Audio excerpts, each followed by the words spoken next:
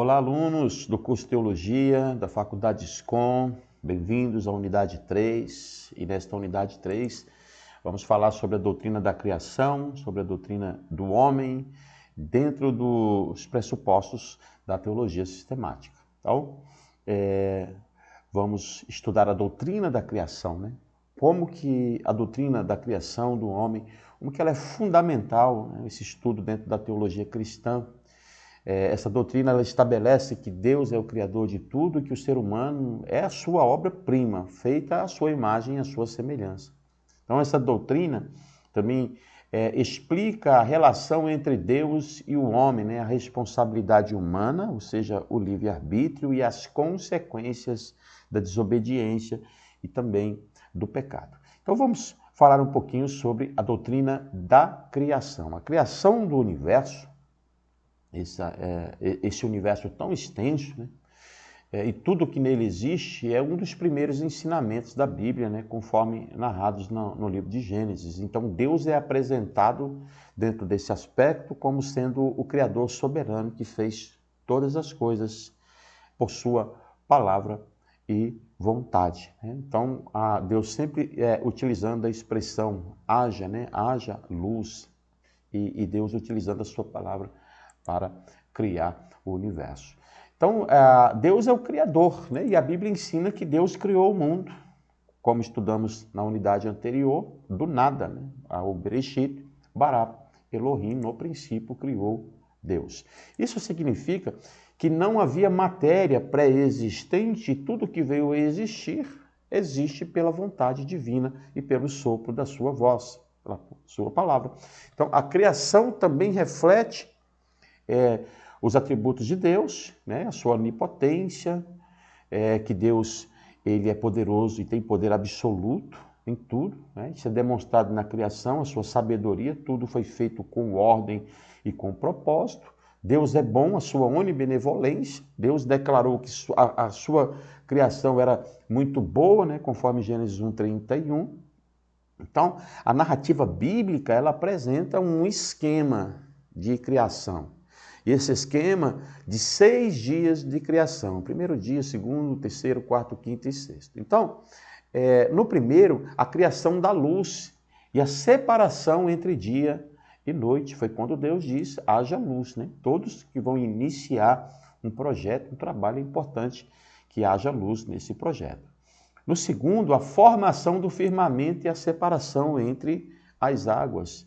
No terceiro, a emergência da terra seca e a criação da vegetação. No quarto, a criação do sol, da lua e das estrelas. No quinto, a criação dos peixes e das aves. No sexto, a criação dos animais terrestres e também a criação do homem. No sétimo, Deus descansa, né? E Deus descansou no sétimo dia, estabelecendo o sábado como um dia sagrado, né? Pela lei mosaica. Essa criação teve propósito. A Bíblia revela que a criação tem um objetivo central, né? E nós temos falado sobre isso nas unidades anteriores. E o objetivo principal, ou objetivo central de toda a criação de Deus é glorificá-lo, né? Glorificar a Deus, conforme Isaías 43, verso 7. Não só glorificar a Deus, mas revelar a Deus. Porque quando a humanidade glorifica a Deus, Deus é revelado, mesmo através da revelação geral. Deus é revelado. As pessoas, mesmo aquelas que não conhecem a Bíblia e não têm contato com Deus, elas percebem que existe ali um conceito de um Criador, né? Revelar Deus à humanidade, conforme Romanos 1, versículo 20. Prover um ambiente para uma vida humana, na criação de Deus, Salmo 115, verso 16. A própria doutrina do homem, né, vai apontar para a antropologia bíblica, né, que Deus criou o ser humano como parte central de sua obra, né? Então Deus cria tudo pelo poder de sua palavra, mas quando vai criar o homem não é criado pela palavra, mas o homem é criado pelas próprias mãos de Deus a partir do pó da terra. Então o homem não é um acidente biológico, né? Mas é uma criação especial, com um papel único no universo. Eu sempre digo que Deus criou o homem e o homem é a obra-prima da criação do Senhor, né? O homem foi criado à imagem e à semelhança de Deus, né? E em Gênesis 1, 26, 27, nós vamos ver isso, ó, façamos o homem à nossa imagem conforme a nossa semelhança. O que isso significa? Que o homem possui atributos semelhantes aos de Deus. Atributos como racionalidade, que é a capacidade de pensar e de planejar. A questão da moralidade, né? Que é a consciência do que é certo e do que é errado. Todas as pessoas já nascem com essa moral, né? Nós chamamos isso de inato, ele já nasce com a consciência do que é certo e do que é errado, dados por Deus. A questão da espiritualidade, a capacidade de se relacionar com Deus. Então Deus cria o homem com um propósito triplo. A teologia sistemática vai nos ensinar que é para adoração, o homem foi feito para glorificar a Deus. O homem foi feito para domínio. Deus deu ao homem a responsabilidade de governo, né, de cuidar da terra, conforme Gênesis versículo 1, 28.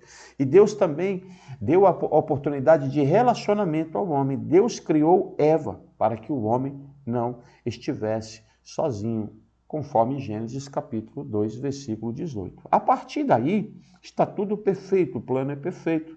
Então vem a queda do homem, né? O pecado entra no mundo através da desobediência dos seus preceitos, conforme Gênesis capítulo 3 relata. Então algumas consequências dessa queda vai manchar a imagem e a semelhança que Deus deu ao homem, né? A separação espiritual de Deus, a morte física, a morte espiritual, a condição pecaminosa da humanidade a partir da queda, né? Em Romanos 3, 23 diz todos, exatamente todos pecaram e destituídos foram da glória de Deus. Então, aí a necessidade da redenção, né? Mesmo após a queda, Deus providencia um meio de trazer a sua imagem e a sua semelhança ao homem novamente, né? A promessa de redenção foi feita, o descendente da mulher esmagaria a serpente, conforme Gênesis capítulo 3, versículo 15.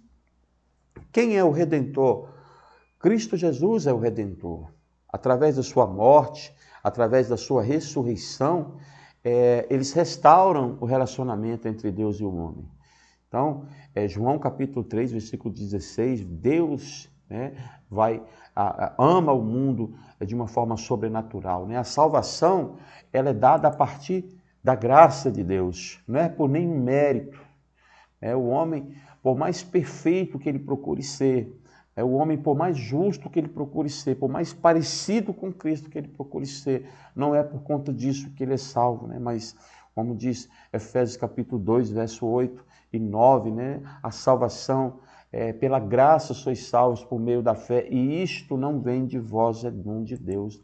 É um favor que Deus nos faz, né? É um dom imerecido. Então, a doutrina da criação e do homem, ela vai ensinar que Deus, ele cria todas as coisas e o ser humano foi criado para glorificá-lo e infelizmente o pecado mancha, né, todo esse relacionamento do homem com Deus. Mas embora o pecado tenha corrompido essa relação, Deus, ele providenciou a redenção por meio de Cristo Jesus e graças a Deus por isso, né, oferecendo restauração, vida eterna para aqueles que creem. Então estudar essa doutrina nos ajuda a compreender nossa identidade, o nosso propósito diante de Deus e, o mais importante, o destino em Deus. Para onde o ser humano vai depois que ele partir deste plano? Então, identidade, propósito, destino em Deus, né? A compreensão da identidade, desse propósito, desse destino é essencial para a vida cristã. A nossa identidade está fundamentada em sermos filhos de Deus, conforme João capítulo 1, verso 12. Fomos criados à sua imagem, à sua semelhança e chamados para viver em santidade. Não fomos chamados para viver de qualquer jeito. E ao estudar a teologia sistemática, vamos perceber o quanto Deus se preocupa com a qualidade de vida e a forma de vida com que a sua criação desenvolve ao longo da história. Então, a identidade em Deus nos dá segurança, porque ela tem propósito. Lembrando que nós somos amados por Deus e escolhidos por Ele, né? Efésios capítulo 1, versículos 4 e 5.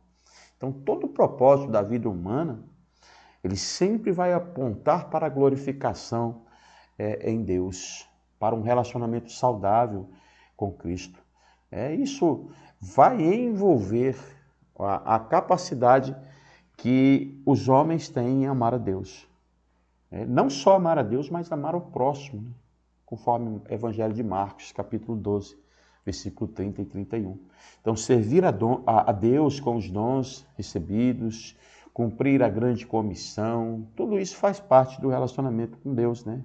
E o destino final do ser humano depende muito disso, depende da sua resposta ao chamado de Deus. Aqueles que creem em Cristo têm a promessa da vida eterna com Deus, conforme João capítulo 3, verso 16. Enquanto a separação eterna, por conta do pecado, aguardam, né, os que rejeitam essa oferta de salvação.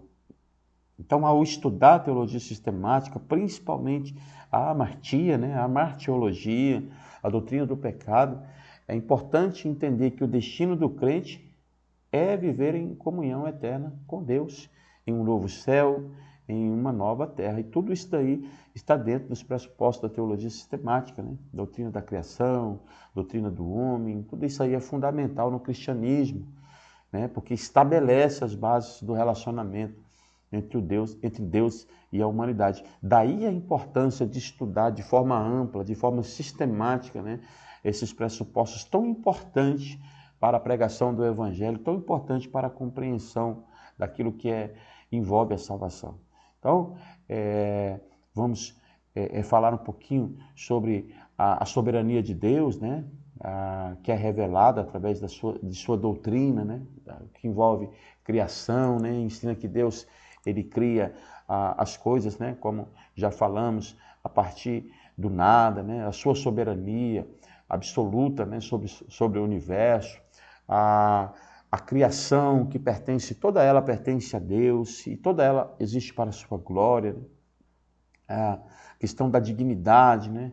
O propósito do ser humano, né, que o homem foi criado para ser semelhante a Deus, diante da sua imagem, diante de tudo aquilo que o Gênesis nos ensina, né, o que significa que nós temos valor, dignidade e, acima de tudo, o mais importante, que nós temos um propósito divino, né, que foi dado por Deus para nós desenvolvermos. Então isso é fundamental, essa visão cristã dentro da teologia sistemática de que a vida humana deve ser protegida, deve ser valorizada, rejeitando ideologias que tratam o ser humano apenas como um acaso da evolução.